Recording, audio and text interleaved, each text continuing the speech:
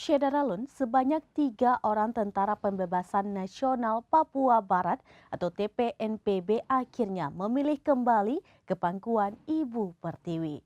Berikut informasi selengkapnya untuk Anda.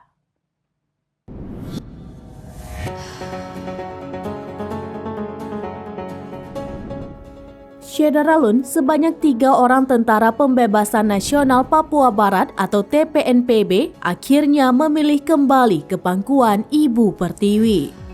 Menyambut kedatangan 3 orang yang sebelumnya berbeda ideologi tersebut, membuat pemerintah daerah Sorong Selatan Papua Barat Daya berupaya untuk menggait lebih banyak lagi warganya yang berseberangan untuk kembali bergabung dengan NKRI.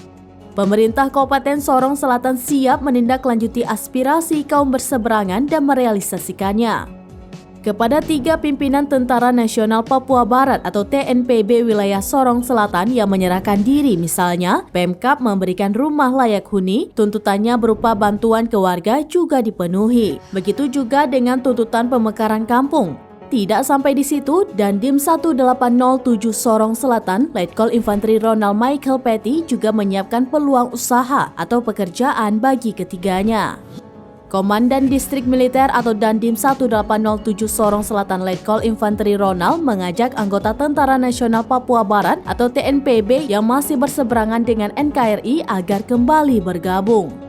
Hal itu disampaikan saat menyaksikan 3 pimpinan TNPB wilayah Sorong Selatan menyerahkan diri ke kantor Polres pada Senin 13 Maret 2023. Kondisi ekonomi menjadi satu di antara faktor berkembangnya organisasi berseberangan dengan NKRI.